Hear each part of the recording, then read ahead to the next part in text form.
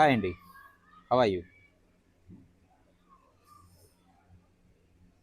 ఈ ప్రపంచంలో సుమారు 97% జనాభా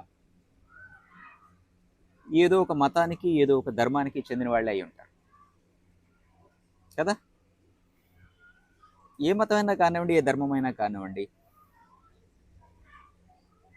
అయినా ఈ ప్రపంచం ఎందుకు ఇలా ఉంది? ఈ యుద్ధాలు, ఈ మారణ హోమాలు, ఒక మతం వాడికి ఇంకొక మతం అంటే పడవకపోవడం, ఒక ధర్మం వాడికి ఇంకొక ధర్మం అంటే నచ్చకపోవటం, ఇలా ఉంటాయా అసలు? సత్యం అనేది ఒకటేగా. సత్యం, శివం, సుందరం. సత్యం అనేది ఒకటే, అందరికీ తెలుసు. ప్రవక్తలందరూ కూడా అదే బోధిస్తారు. ఒకటే ఉన్నది, ఒకటే సత్యం, ఒకటే. మరి ఎందుకు ఒకరినొకరు చంపుకోవటం, ఒకరినొకరు దోచుకోవటం, ఒకరినొకరు విమర్శించుకోవటం? ఎవరు పాటలు వాళ్ళు పడతారు, పడనివ్వండి. నీకంటూ ఒక ధర్మం ఉంది కదా, మానవత్వం ధర్మం కాదా? ఒకసారి నాకు అదే అర్థం కాని విషయం ఏంటంటే, ఈ ప్రపంచంలో ఇన్ని మతాలు, ఇన్ని ధర్మాలు,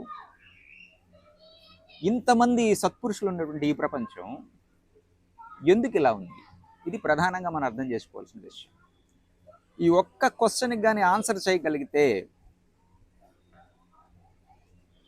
మీ ఎన్లైటైన్మెంట్ జరిగినట్లే 100%.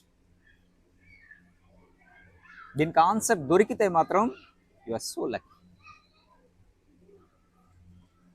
అంటే ఇక్కడ అర్థం కాని విషయం ఏంటంటే, మనకి వాళ్ళందరూ కూడా దే ఆర్ ఫాలోవర్స్. వారి కార్యోన్ముఖులు కాదు. వాళ్ళు కేవలం ఆ మతానికి, ఆ ధర్మానికి అనుచరులు. సో నువ్వు అనుసరిస్తున్నంత కాలం అనుచరుడుగానే ఉంటావు. నీలో ఎటువంటి మార్పు రాదు. ఆ పిల్లలు ఆడుకుంటున్నారు ఎవరో ఇక్కడ, చూసారా? Hi, bye, go. అది చంటి పిల్లల మనస్తత్వం, చూసారా? నేచురల్ ప్రకృతిలో ఉన్నారు వాళ్ళు. మనమే ప్రకృతి నుంచి దూరం అయ్యాం.